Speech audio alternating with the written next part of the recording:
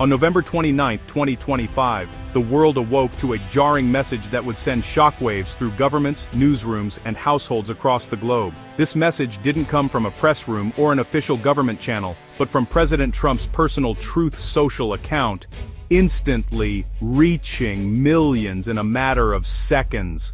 In all caps, he declared, "Final warning. The United States was closing Venezuelan airspace completely." The post was stark, urgent, and left little room for interpretation.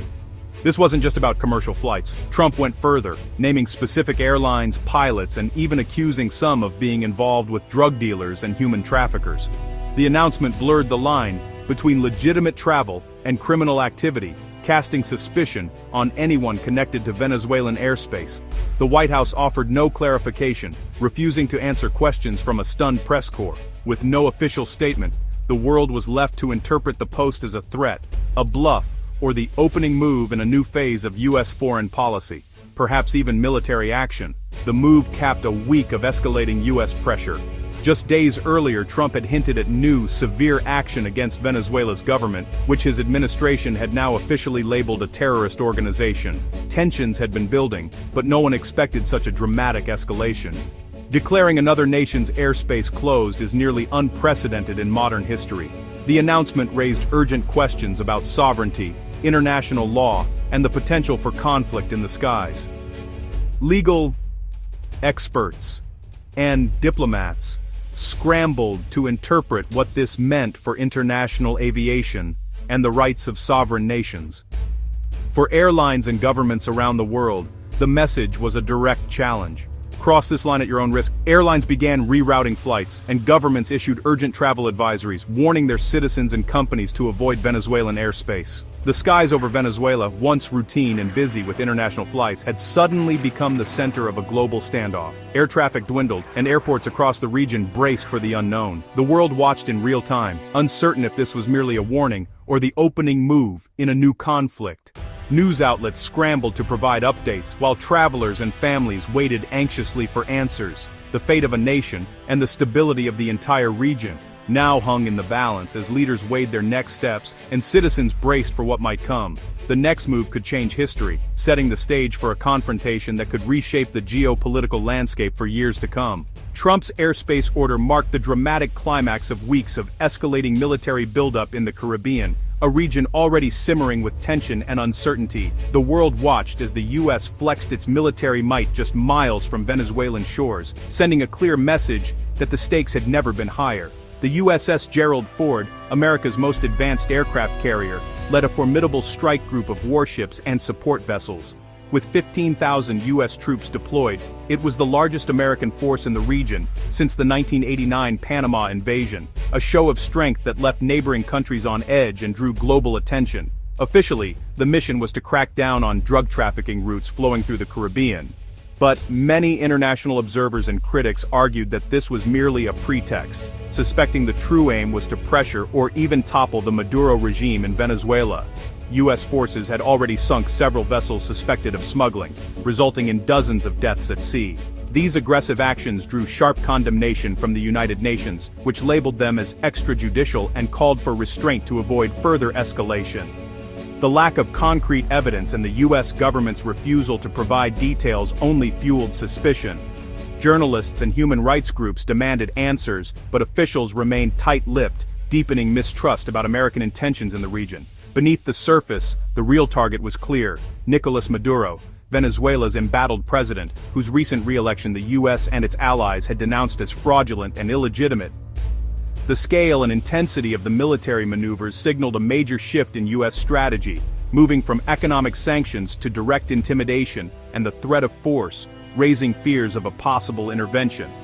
Even before Trump's social media post, the FAA had issued urgent warnings to airlines, highlighting the growing danger in Venezuelan airspace and urging extreme caution for all flights in the region. Major international carriers responded swiftly, suspending all flights to and from Venezuela. For many, safety now outweighed profit, and the skies over the country grew eerily quiet almost overnight. The FAA's advisory was more than just a warning. It was a clear sign that the region was teetering on the brink of a much larger crisis, with the potential for rapid escalation. The Caribbean, once known for its tranquil waters and vibrant culture, had become a stage for high-stakes power politics, with global powers vying for influence and control. Every move, every maneuver, now risked igniting a wider conflict, one that could draw in neighboring countries and reshape the region's future. As uncertainty gripped the Caribbean, the world braced for what might come next, hoping that diplomacy would prevail over confrontation. Caracas responded with outrage and defiance. Venezuela's government condemned the U.S. airspace closure as illegal and colonialist, appealing to the UN and international law. But words weren't enough. The Maduro regime launched military drills, showcasing anti-aircraft systems along the coast. These exercises were more symbolic than strategic, a message to Washington and the Venezuelan people: we will not surrender. For Maduro, projecting strength is survival. The regime's show of force aimed to deter intervention and rally domestic support. The standoff was now as much about perception as power. The world watched, waiting for the next move. The first casualties of the crisis were the airlines. Almost overnight, the bustling terminals and busy runways fell silent, as uncertainty swept through the aviation industry. Flights that once connected Venezuela to the world were suddenly suspended, leaving travelers stranded and airline staff in limbo. Even before Trump's ultimatum, the FAA's warning led major carriers to halt flights to Caracas. Airlines scrambled to reroute planes and crews, while passengers faced confusion and chaos at airports across the Americas. Venezuela retaliated by revoking landing rights for 6 international airlines, deepening its isolation. The move sent shockwaves through the industry as companies weighed the risks of continuing service. Trump's airspace closure made the risk and the message unmistakable. No airline would dare fly into a potential war zone. The skies above Venezuela became a forbidden zone, avoided by commercial pilots and cargo carriers alike. The result was a de facto blockade, enforced not by missiles but by insurance policies and fear. Without coverage, airlines simply could not afford to take the risk, and passengers were left with few options. For Venezuelans, the empty skies meant fewer escape routes and deeper isolation. Families were separated, and those seeking to leave found themselves trapped by circumstances beyond their control. The economic and humanitarian toll mounted as business, aid, and travel ground to a halt. Essential supplies and medical aid piled up, unable to reach those in need. The crisis had cut Venezuela off from the world, by air and by sea. Trade routes collapsed, and the country's isolation grew more severe with each passing day. The nation was trapped between a defiant regime and an aggressive foreign power. Tensions rose on the streets and at the borders as ordinary people bore the brunt of the standoff. The cost of confrontation was growing by the day, with inflation soaring and uncertainty clouding the future for millions of Venezuelans. In Washington, Trump's move ignited a constitutional firestorm. Lawmakers argued the president was bypassing Congress's sole authority to declare war. Democrats, led by Chuck Schumer, warned of a new conflict launched by executive fiat. Some Republicans joined the outcry, demanding open debate before risking American lives. Yet hawkish voices defended Trump, calling his actions necessary to confront a narco-state. The result, a divided Congress, unable to speak with one voice as the crisis deepened. The standoff exposed deep rifts over war powers and America's global role. The stakes, both legal and human, had never been higher. The U.S.-Venezuela standoff sent shockwaves through Latin America. Some governments quietly backed Trump, hoping for regime change and regional stability. Others, like Colombia's President Petro, condemned the move as imperial overreach, warning of a return to dark days of U.S. intervention. Most nations urged restraint, fearing a war that could unleash chaos and refugees across the continent. Diplomatic statements walked a tightrope, denouncing Maduro's rule, but also warning against military escalation. For Latin America, this was no distant crisis, it was a fire on their doorstep.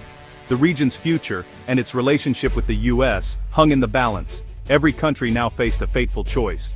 The world stands at a crossroads, watching the Caribbean with anxiety. Will Trump's warning be enforced? If so, intercepting an aircraft could trigger war. The risk of miscalculation is dangerously high. Alternatively, the ultimatum could be a bluff, meant to fracture Maduro's regime without firing a shot. But if the bluff fails, U.S. credibility is at stake. There's talk of ground action, special forces, or even a cross-border incursion, each a potential spark for wider conflict. The crisis tests the limits of international law and the power of social media in global affairs. If the US succeeds, it sets a precedent for unilateral action worldwide. If it fails, the consequences could be catastrophic. The fate of Venezuela and the region hangs in the balance. The next days will shape history.